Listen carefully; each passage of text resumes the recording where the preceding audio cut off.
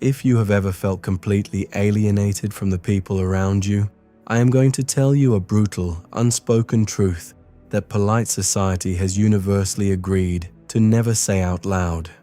Ready? Here it is.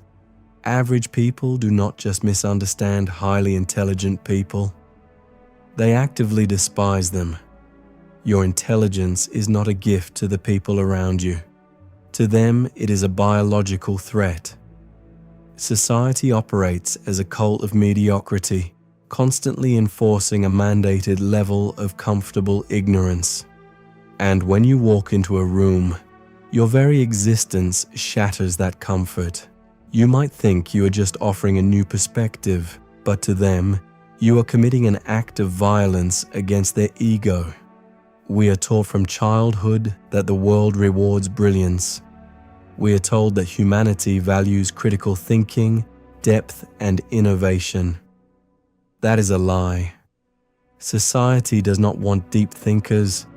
It wants obedient participants. And if you are someone who thinks deeply, questions everything, and sees through the superficial games most people play, you are not broken. You are not inherently antisocial. You are simply experiencing the harsh reality of what happens when you wake up in a world where everyone else is desperately pretending to be asleep. To understand why your intelligence terrifies people, you have to look at how we process different types of superiority. If you walk into a room and you are the wealthiest person there, people might envy you, but they will still try to network with you.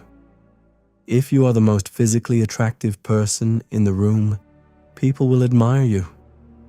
Wealth and beauty are external traits. We want them, we can covet them, but they do not fundamentally insult who we are. Intelligence is entirely different. Intelligence is tied directly to identity. When you introduce a deeply profound idea, or when you effortlessly see the flaw in a widely accepted belief, you are holding up a mirror. Psychologists call this the mirror effect. You do not even have to insult anyone. The mere act of you demonstrating high-level, critical thought forces the people around you to confront their own mental limitations. It makes them feel inadequate, and human beings will forgive almost anything, but they will never ever forgive you for making them feel small. This hostility is not just cultural, it is hardwired into human biology.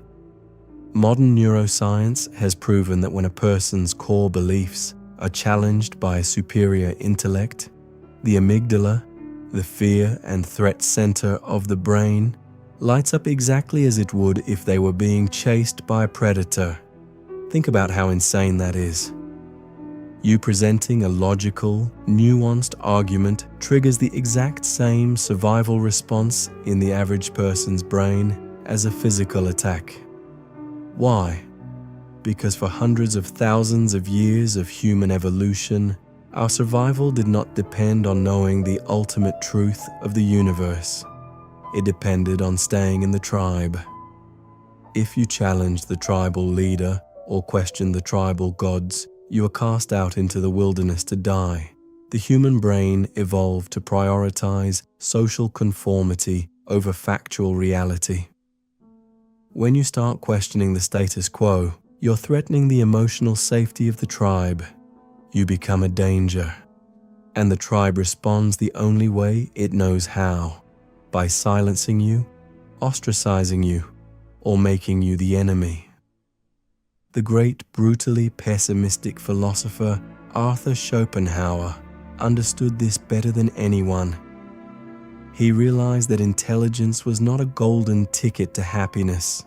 It was a curse that practically guaranteed a life of isolation.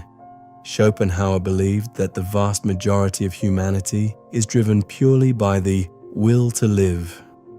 This means their entire existence is dedicated to seeking comfort, chasing cheap pleasures, protecting their social status, and avoiding pain. They want small talk. They want to discuss the weather, celebrity gossip, and weekend plans. They are playing a game of pretend, exchanging polite dishonesty to keep the social gears turning. But the highly intelligent person operates on something entirely different: the will to truth. You cannot stand the polite dishonesty. You find surface-level small talk physically exhausting. You want to peel back the layers of reality. You want to discuss philosophy, the future, the hidden motives of human behavior, the mechanics of the universe. And this creates an unbridgeable chasm between you and the rest of the world, because the regular person is desperately trying to stay on the surface while you are asking them to drown with you in the deep end. Schopenhauer noted that the more a person understands, the less they can ignore. You see the manipulation in politics. You see the hollow nature of corporate ambition. You see the absolute absurdity of the things people dedicate their entire lives to. You crave depth in a world that is obsessed with the shallow. Is it any wonder you feel lonely? And if you think history proves that we eventually reward the genius, think again. Society loves a dead genius, but it crucifies a living one. We write inspirational quotes from Socrates today, but we conveniently forget that society handed him a cup of poison because his habit of asking deep questions annoyed the authorities. We celebrate Galileo as the father of modern science, but in his lifetime, he was locked in his house under threat of torture because his facts offended people's feelings.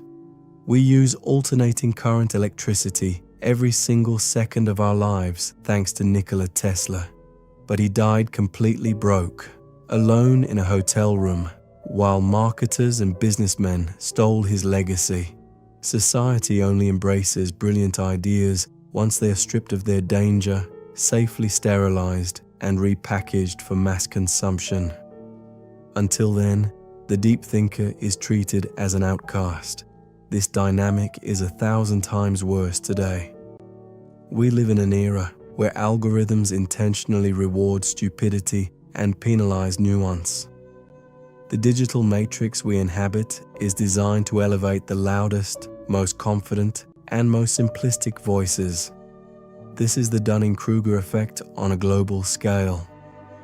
The people who know the absolute least are the most fiercely confident because they lack the mental capacity to comprehend how much they do not know. Meanwhile, the highly intelligent are full of doubt because they see the infinite complexity of every issue. As a result, confident ignorance drowns out cautious wisdom. So, where does this leave you? If you are burdened with a mind that refuses to stop analyzing, exploring, and questioning, what are you supposed to do? First, stop trying to shrink yourself to fit into rooms you have outgrown. Stop dumbing down your vocabulary, your ideas, and your insights just to make mediocre people feel comfortable. It will not make them like you more, and it will only make you hate yourself.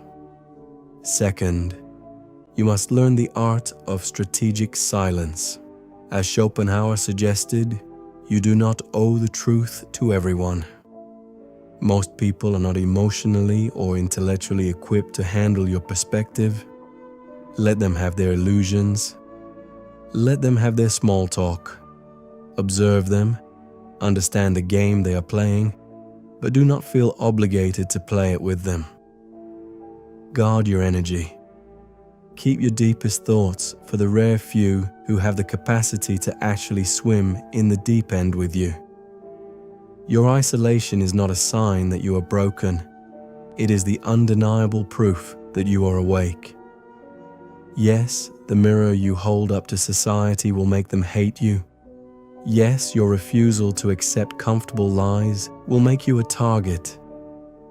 But the loneliness of the deep thinker is the price of admission for seeing the world exactly as it is. Do not apologize for your mind. The world is built on the backs of the outcasts who refuse to stop thinking. Let the crowd have their comfortable illusions. You keep searching for the truth.